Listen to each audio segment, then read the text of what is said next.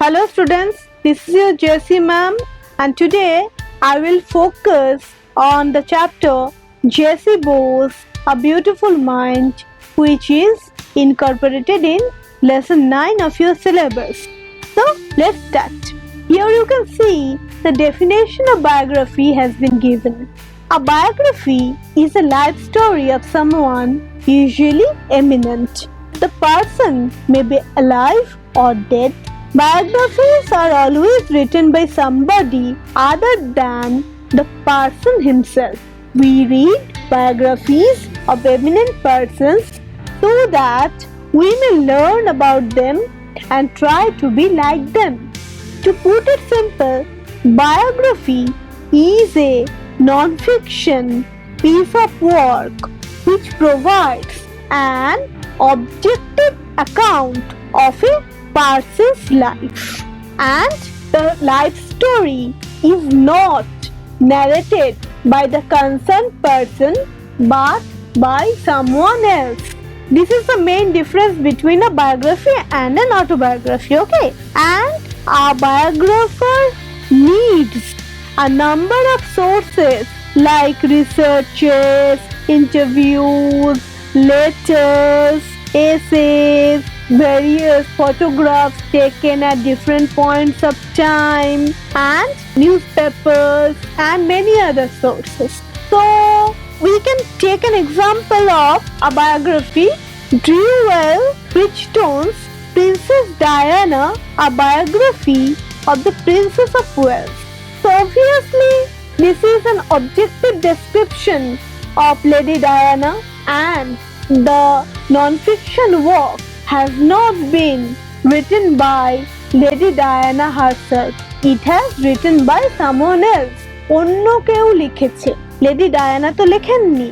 Biography আর অটোবায়োগ্রাফির মধ্যে এটাই তফাৎ। অটোবায়োগ্রাফি নিজের এক্সপিরিয়েন্স নিজে ন্যারেট করা যায়, কিন্তু বায়োগ্রাফিতে অন্য কাউকে ন্যারেট করে দিতে হয়।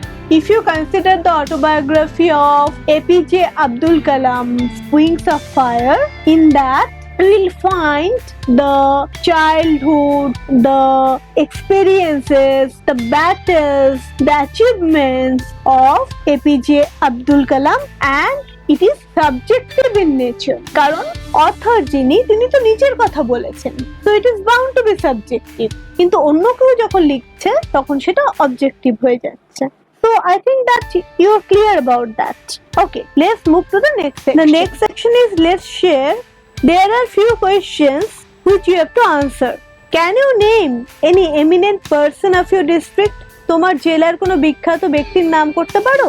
নেক্সট কোশ্চেন কি আছে? Who is this person in the picture? তার জন্য তোমাদের বইটা খুলতে হবে। এই বইটাতে পিকচার দেয়া রয়েছে। তো who is the person in the picture? Can you recognise him? এই ব্যক্তিটি কে? Do you know anything about him? তার সম্পর্কে কি তোমরা কিছু জানো? তো দিস ইজ ইট। তোমরা এই আনসারস গুলো লিখতেও পারো, আমাকে হোয়াটসঅ্যাপও করতে পারো। So now we will read Unit 1. Let's read.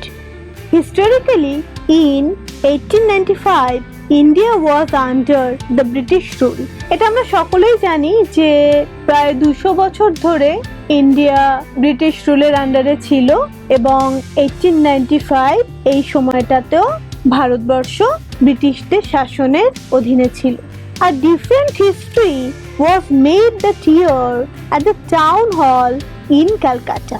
ক্যালকাটায় বা কলকাতায় টাউন হল একটা বিখ্যাত জায়গা, তো সেখানে একটা অন্যরকম ইতিহাস তৈরি হয়েছিল এই সময়টাতে। An interesting demonstration was performed by Jagadish Chandra Bose, an assistant professor of Presidency College. একটা ভীষণ interesting exhibition was performed by Jagadish Chandra Bose, an assistant professor of Presidency College. তাহলে জগদীশ চন্দ্র বোসের সম্পর্কে আমরা একটা প্রাথমিক ধারণা পাচ্ছি। তিনি প্রেসিডেন্সি কলেজের অ্যাসিস্ট্যান্ট প্রফেসর ছিলেন এবং তিনি কিছু রিমার্কেবল ডেমনস্ট্রেট করেছেন। What is demonstration? না, ধরো তুমি দোকানে একটা সেলফোন কিনতে গেলে, The salesman will show you how to use the phone. He will give a demonstration. Everyone was overawed when the electromagnetic wave traveled from the lecture hall to a third room about 70 meters away. These waves passed through 3 solid walls. This was a remarkable and path-breaking incident which paved the way for future research all over the world. এবার একটু explain করি এটা।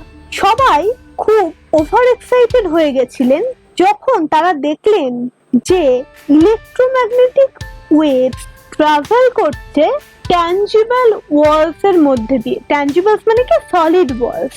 তার মধ্যে দিয়ে travel করছে lecture হল থেকে থার্ড রুম পর্যন্ত। তার টোটাল ডিস্টেন্স কত না? 75 মিটার্স। মানে ইলেকট্রোম্যাগনেটিক ওয়েভস যে ট্যাঞ্জিবল ওয়াল বা কনক্রিট ওয়াল ভেদ করে ট্রাভেল করতে পারে সেই ডেমনস্ট্রেশনটাই জেসি বোস দিচ্ছিলেন। এবার ইলেকট্রোম্যাগনেটিক ওয়েভস বলতে কি কি ফিল্ড ইনক্লুড করছে না? রেডিও ওয়েভস হতে পারে, মাইক্রোওয়েভস হতে পারে, light, X rays, ultraviolet rays and many others. Okay, তাহলে এটা একটা খুব উল্লেখযোগ্য এবং পথপ্রদর্শনকারী একটি ঘটনা, যেটা কিনা ভবিষ্যতে রিসার্চের জন্য দরজা খুলে দিয়েছিল। Born on 30th November 1858 at Bikrampur, now Mushiganj district of Bangladesh, Jagadish Chandra Bose was a man of diverse talent, a physicist, biologist, botanist, as well as a writer of science fiction. Jagadish Chandra Bose জন্মগ্রহণ করেছিলেন 30 November 1858 সালে বিক্রমপুর জেলায়, যেটা কিনা এখন বাংলাদেশের মুন্সিগঞ্জ বলে পরিচিত। তিনি একজন বহুমুখী প্রতিভার মানুষ ছিলেন। একাধারে তিনি ছিলেন ফিজিসিস্ট অর্থাৎ পদার্থবিজ্ঞানী, বায়োলজিস্ট প্রাণীবিদ, বটানিস্ট মানে যারা গাছপালা নিয়ে রিসার্চ করেন, তাছাড়া তিনি ছিলেন কল্পবিজ্ঞানের লেখক।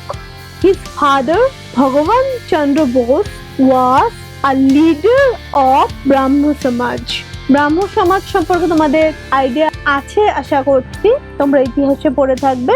ভগবান চন্দ্র বোস ওনার father, he was an important figure in Brahmo Samaj.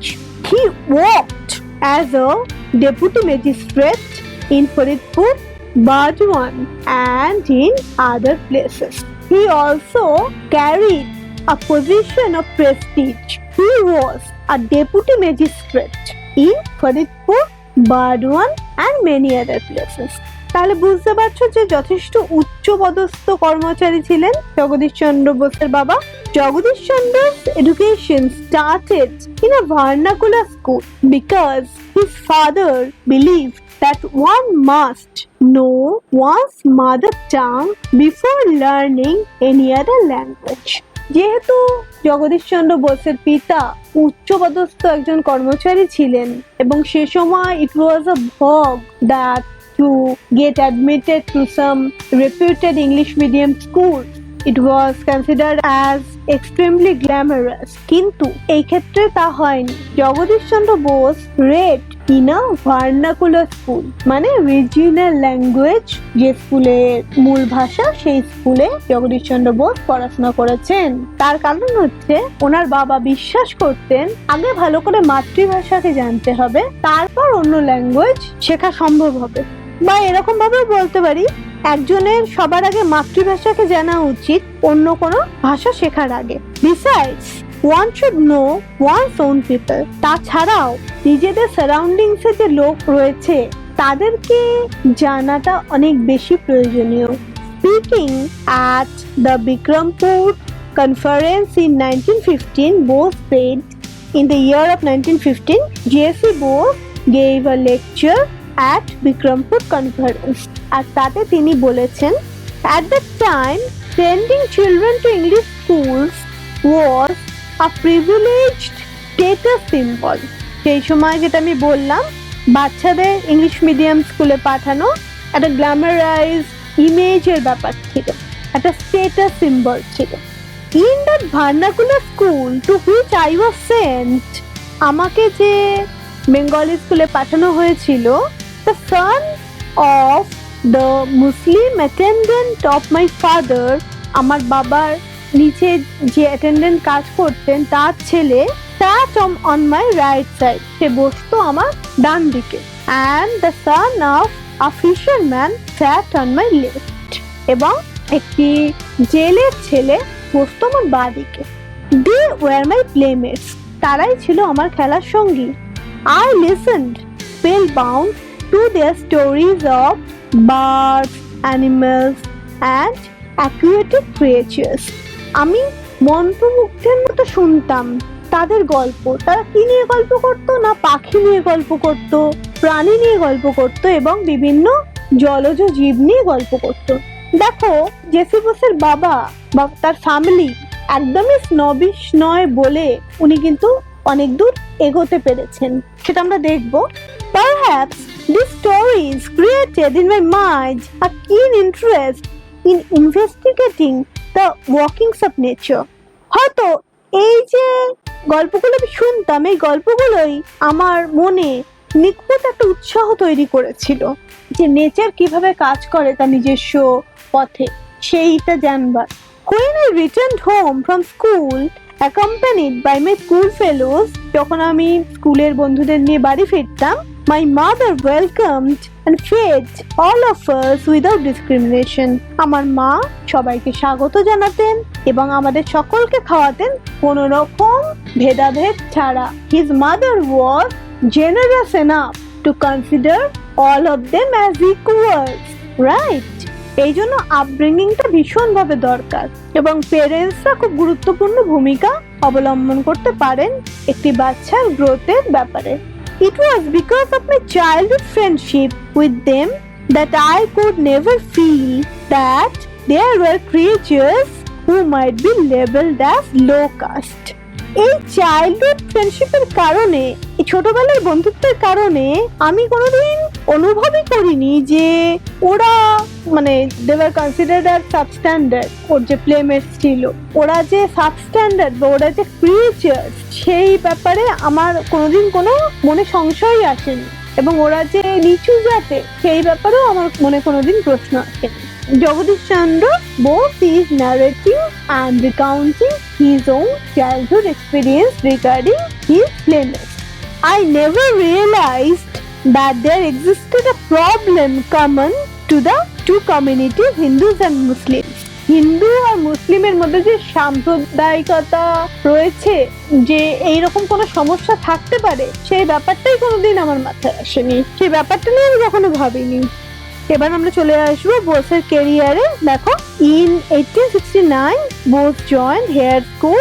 1869 Bose Hare স্কুলে জয়েন করেন এবং 6 years later he was admitted to saint Xavier school in Calcutta. কলকাতায় অবস্থিত সেন্ট জেভিয়ার স্কুল জয়েন করেন ঠিক তার 6 বছর পর। He passed the entrance examination and joined St. Xavier's College of Calcutta. কলকাতায় অবস্থিত সেন্ট জেভিয়ার্স কলেজ জয়েন করেন এন্ট্রান্স দেবার পরে, শুধুমাত্র পরে নয়, পাশ করার পরে, এন্ট্রান্সে পাশ করার পরে তিনি জয়েন করেন saint Xavier's college. It was here he came in contact with Jesuit Father Egwin Lafont, who played a significant role in developing his interest in natural science.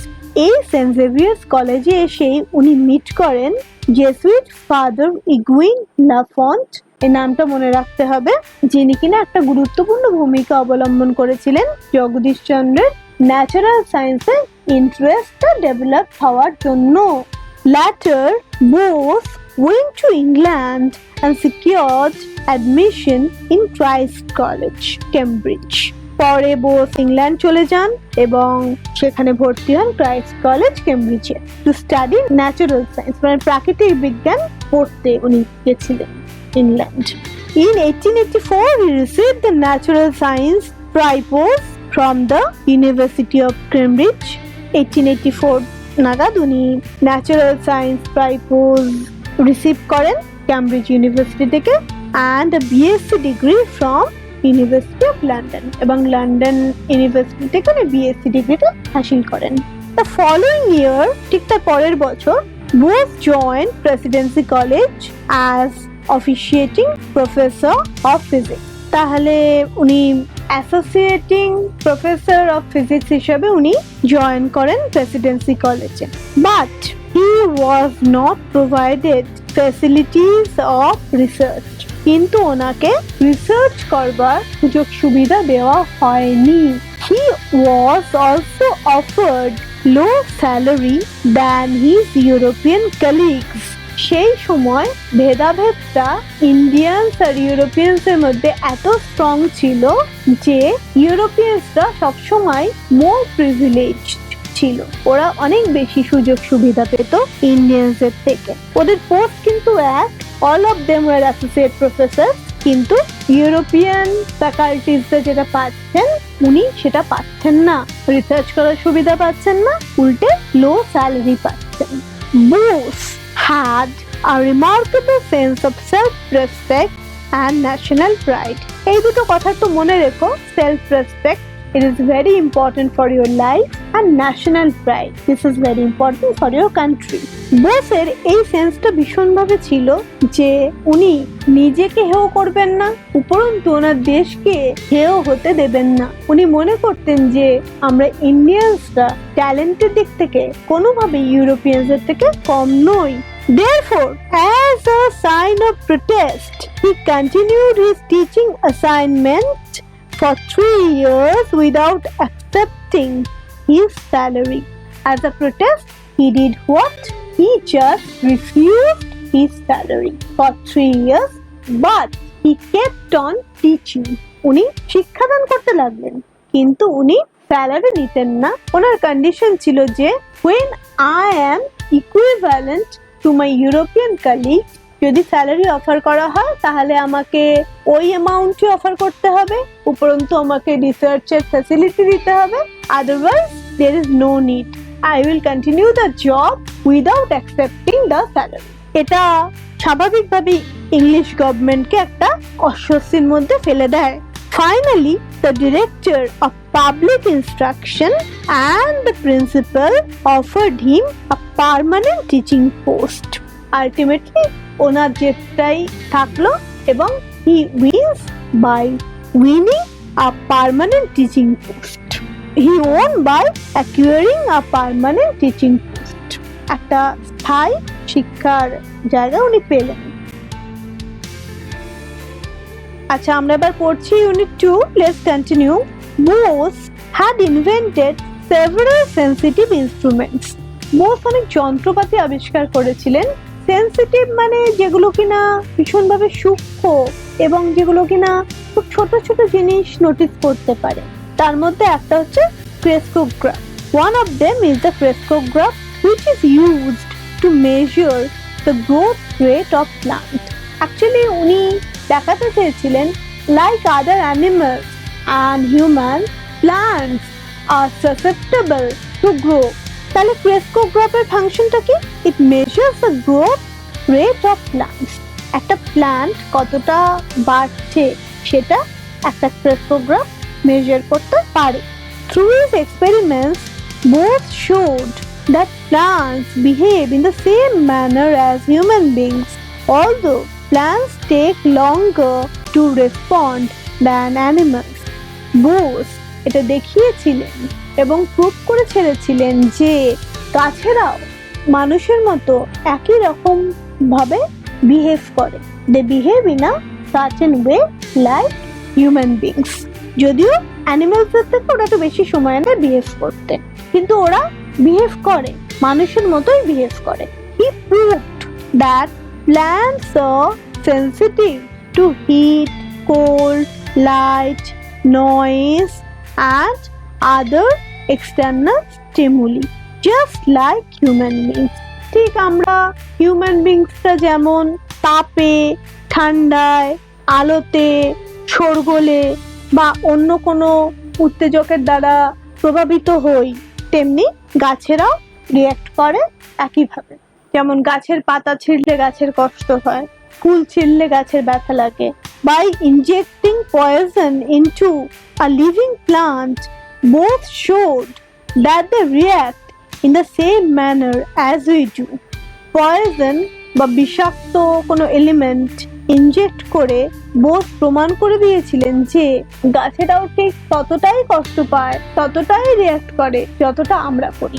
It may seem cruel to you, but for the sake of development and sake of experiment, he has to do certain things. কিছু করার ছিল না যাতে কিনা হিউম্যানরা বুঝতে পারে যে গাছেরাও জীবিত এবং ওরা ফিল করে আমাদের মতন।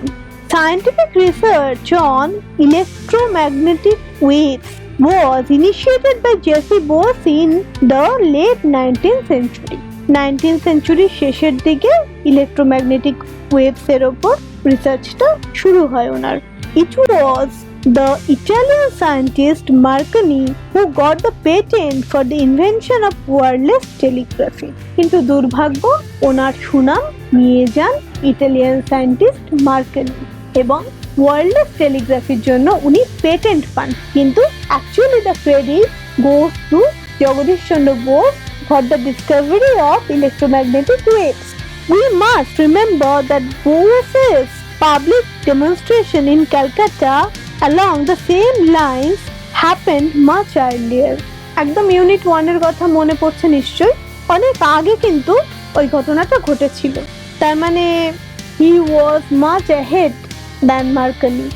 Instead of looking for commercial benefit for his inventions, Bose made his inventions public in order to allow others to advance further along the lines of his research. Bose এমন একটা মানুষ যিনি কিনা বাণিজ্যিক লাভের কথা কখনো ভাবেননি, উল্টো তিনি পুরো রিসার্চ যাতে ভালোভাবে হতে পারে, যে লাইনে রিসার্চ হচ্ছে সেটা যেন এগিয়ে যেতে পারে, সেই কারণে পুরো ব্যাপারটাই উনি পাবলিক করে দিয়েছিলেন যাতে কিনা অন্যেরা সুযোগ পায় রিসার্চটা কন্টিনিউ করে নিয়ে যাওয়ার জন্য। However, Bose's place in history has now been re-evaluated. হিস্ট্রিতে বোসের যে কন্ট্রিবিউশন সেটা আবার পুনর্বিবেচনা করা হচ্ছে, যেটুকু আছে সেটুকু সাফিসিয়েন্ট নয়। The great Indian scientist was eventually crowned with glory when he was awarded knighthood by the British government in 1917. এই মহান ভারতীয় বিজ্ঞানী আলটিমেটলি রিকগনাইজড হলেন এবং ব্রিটিশ গভর্নমেন্টের কাছ থেকে নাইট উপাধি পেলেন। আমরা ওনাকে বলি স্যার জগদীশ চন্দ্র বোস, রাইট? কত সালে? না 1917-এ। He was also conferred many other awards like Fellow of the Royal Society, Companion of the Order of the Indian Empire, etc. এই নামগুলো একটু মনে রাখতে হবে। নাইট উপাধি ছাড়াও অন্যান্য পুরস্কার পেয়েছেন বা অন্যান্য টাইটেলে ভূষিত হয়েছেন, সেগুলো হচ্ছে এগুলো যা যা বললাম। Needless to say, he is one of the greatest scientists ever born in our country. এটা বলা অমূলক, বলা বাহুল্য যে উনি অন্যতম একজন শ্রেষ্ঠ বিজ্ঞানী ছিলেন যিনি জন্মগ্রহণ করেছিলেন আমাদের দেশে। Sir Jessie Bose wrote several books and published many research papers in leading science journals. তখনকার দিনে যে বিখ্যাত সায়েন্স জার্নালস ছিল তাতে জগদীশ চন্দ্র বোস নিয়মিত লিখতেন। তিনি কিছু বইও লিখেছিলেন এবং সেগুলো পাবলিশড হয়েছিল। Some of his famous books are Response in the Living and the Non-Living 1902, The Nervous Mechanism of Plants, খুব বিখ্যাত বই, 1926, Major Mechanism of Plants 1928, etc. In 1896, Bose wrote নিরুদ্দেশের খোঁজে, এটা Bangla, and it is a science fiction. In fact, he was the first writer of science fiction in Bangla. উনি বাংলাতে প্রথম কল্পবিজ্ঞানের গল্প লেখেন। In November 1917, Bose founded the Bose Institute at his own house in Calcutta. যদি কলকাতায় কখনো visit করতে আসো তোমরা অবশ্যই বোস ইনস্টিটিউটে যাবে and Bose donated his own house for the purpose for the sake of welfare of science as well as human beings. He donated Bose Institute to the nation for research on science. Research work যাতে continue করা যায় smoothly সেই জন্য উনি নিজের বাড়িটা donate করে দিয়েছেন আমাদের জাতির উদ্দেশ্যে। The great Indian scientist breathed his last on 23rd November 1937. এই বিখ্যাত ভারতীয় বিজ্ঞানী তার শেষ নিঃশ্বাস ত্যাগ করেন 23শে নভেম্বর 1937 সালে। আশা করি you have understood the things well. কোনো প্রবলেম হলে আমাকে জানাবে। I will soon come with the next video. Till then, goodbye.